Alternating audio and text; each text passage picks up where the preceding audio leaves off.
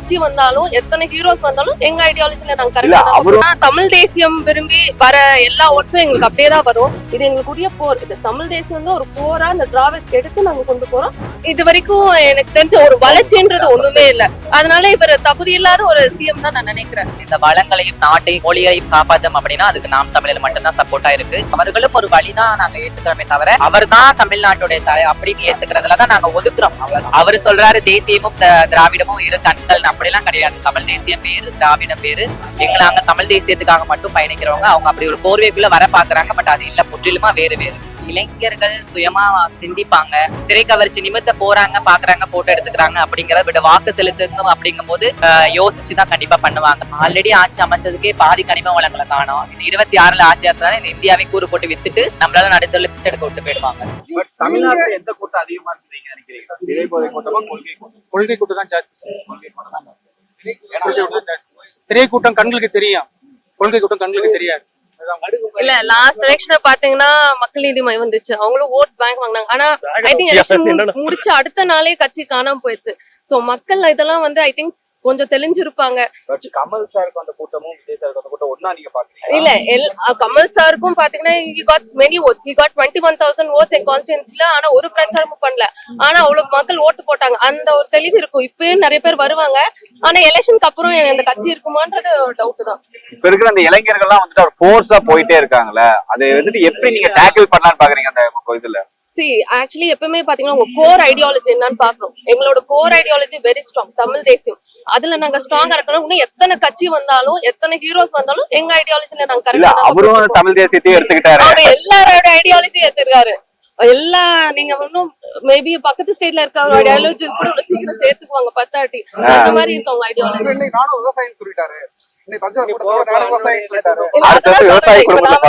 Next மோடிஜியோட tea கூட சேர்ந்து குடிப்பாரு. Next breakfast with something மாதிரி ஏதாவது பண்ணலாம். இல்ல இருந்தாலும் முக ஸ்டாலின், உதயநிதி ஸ்டாலின் எப்பவுமே நாம் தமிழரை கில்லிங் சீரியஸ் வச்சிருப்பாங்க. அந்த ஒரு வார்த்தை கூட சொல்ல மாட்டாங்க. அதே மாதிரி தான் இவரும் வச்சுக்கிறாரு. இல்ல அப்படி இல்ல, நாம வந்துட்டு நீங்க நாங்க எதுக்கு இந்த பார்ட்டி ஆரம்பிச்சோன்றது ஒரு லாங் ஜேர்னி போகணும் தான் அனுப்பிச்சிருக்கோம். சோ இன்னைக்கு எங்க கட்சி வந்து 1% இருந்து இப்ப வந்து 8% வந்திருக்கோம்.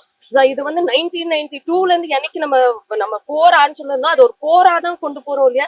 இது எங்களுக்குரிய போர். இது தமிழ் தேசியம் வந்து ஒரு போரா இந்த டிராவிக் எடுத்து நாங்க கொண்டு போறோம். அதை நாங்க என்னைக்குமே மாத்த மாட்டோம். அதுல நாங்க எப்படி வந்து அந்த 7 பேர் விடுதலை நாங்க அடைஞ்சோமோ ஆஃப்டர் 2021ல தான் வந்து விடுதலை அவங்களுக்கு வெளியே வந்துச்சு. அதுக்கு என் மாமனார் வந்து 92ல இருந்து போராடி வாங்கினார். அதே மாதிரி இன்னும் 20 இயர்ஸ் ஆனாலும் we'll be standing this land for strong. 90s க்கு முன்னாடி உள்ளவங்க திமுக அதிமுக பண்ணிருக்காங்க. 90s கிட்ஸ் வந்து மோஸ்ட்லி எனக்கு தெரிஞ்சு நாமக்கப்பட்ட ஒரு அளவுக்கு வந்துட்டாங்க. அதுக்கு பிறகு இப்ப ஜெனரேஷன் தலைமுறை வந்து விஜய் நோக்கி ஓடுறாங்க அப்படிங்கிற ஒரு ஆக்சுவலி என்னோட பாப்பா ரொம்ப small, she is 7 years old. அவ ஒரு விஜய் ஃபேன்.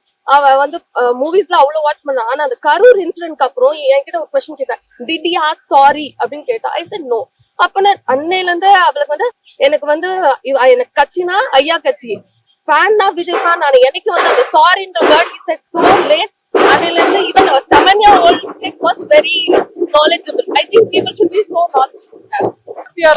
முக ஸ்டாலின் முதலமைச்சர் ஆகக்கூடாதுன்னு இது வரைக்கும் எனக்கு தெரிஞ்ச ஒரு வளர்ச்சின்றது ஒண்ணுமே இல்ல.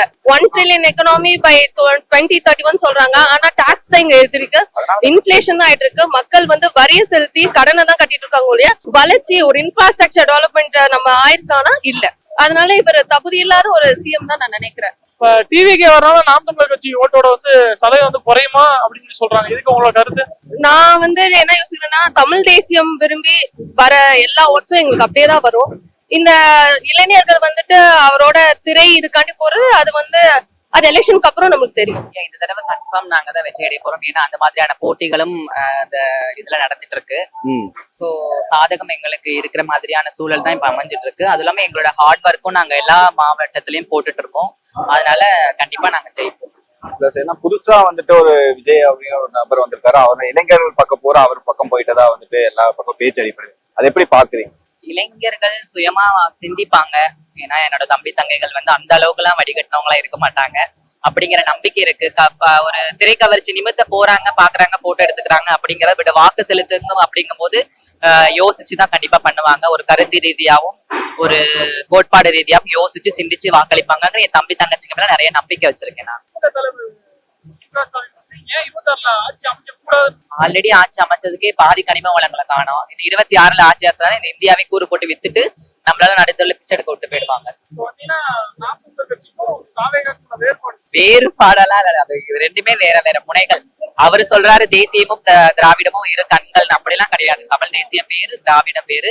எங்களை அங்க தமிழ் தேசியத்துக்காக மட்டும் பயணிக்கிறவங்க அவங்க அப்படி ஒரு போர்வைக்குள்ள வர பாக்குறாங்க. பட் அது இல்ல, முற்றிலுமா வேறு வேறு. அவர் முழுசா திராவிடத்தை பத்தி தான் அவர் செயல்பட்டு இருக்காரு. அப்படிங்கறத இளைஞர்களாகி நீங்களும் மக்களாகி நீங்களும் புரிஞ்சுக்கணும். தமிழ் தேசியம்னா தமிழ் தேசியம் தான், திராவிடம்னா திராவிடம் தான். இப்போ வந்து பாத்தீங்கன்னா ஜிஎம் வந்து ஈவே ராமசாமி பெரியார் நோக்கி அரசியல் தலைவரா வச்சிருக்காரு. அண்ணன் சீமான் வந்து அவர் கொடுத்துட்டாரு. தலைவர்களா வச்சிருக்கிறது அதெல்லாம் அவங்களுடைய கருத்துக்கள். அண்ணா ஒதுக்கலாம் இல்ல, அதுக்கான மறுப்பு மட்டும்தான் தெரிவிக்கிறாரு. அவர்களும் ஒரு வழிதான் நாங்க ஏத்துக்கிறோமே தவிர அவர் தான் தமிழ்நாட்டுடைய அப்படின்னு ஏத்துக்கிறதுலதான் நாங்க ஒதுக்குறோம், அவ்வளவுதான். அப்படி அவங்க தலைவரா ஏத்துக்கிறது அது அவங்களோட தனிப்பட்ட கருத்துக்கள். இப்ப வில்லிவாக்கத்துல நீங்க வேட்பாளர் நினைக்கிறீங்க, உங்க இது தொகுதியில நீங்க என்னென்ன பண்ணணும்னு நினைக்கிறீங்க? எங்களுடைய வில்லிவாக்கத்தை வந்து நாங்க வந்து ஒரு புதுசான திட்டம் வச்சிருக்கோம். அந்த திட்டத்தின்படிதான் நாங்க செயல்பட்டு இருக்கோம். அதுக்கு நிறைய 6 வட்டங்கள்லயும் நிறைய பிளான்ஸ் நாங்க இம்ப்ளிமெண்ட் பண்றோம். ஸோ வர காலங்கள்ல அதெல்லாமே நாங்க சொல்லுவோம். அப்போதைக்கு அதெல்லாம் கேட்டுக்கலாம். இப்ப மக்களுக்கு அரசு என்ன சொல்ல விரும்புறீங்க? 2020 ஓட்டு போடுறோம், நாம் தமிழுக்கு ஏன் ஓட்டு போடணும்? சிம்பிள், ஒரே கொஸ்டின். இந்த வளங்களையும் நாட்டையும் காப்பாற்றணும், மொழியையும் காப்பாற்றணும் அப்படின்னா அதுக்கு நாம் தமிழில் மட்டும்தான் சப்போர்ட்டா இருக்கு. அதை நீங்க வந்து ஆராய்ச்சி அறிஞ்சி புரிஞ்சு செயல்படுங்க. ஏதோ ஒரு முக்கியமா மீடியால நடக்கிற அந்த விஷயங்களை பத்தி மட்டும் மனசுல வச்சுக்காம உண்மையான கருத்து எது, உண்மையான செயல்பாடு எது அப்படிங்கறத மக்களாகிய நீங்களும் இளைஞர்களாகிய நீங்களும் அறிஞ்சு அதன்படி வாக்களிச்சு செயல்படுங்க. ஏன்னா நீங்க போடுற ஒரு வாக்கும் ஒரு செகண்ட். ஆனா அதுலதான் இந்த நம்ம தமிழ்நாட்டுடைய எதிர்காலமும் வருங்கால ஜெனரேஷனுடைய எதிர்காலத்துடைய தலையெழுத்தும் அதுலதான் இருக்கு. அப்படிங்கறத சிந்திச்சு வாக்களிங்க.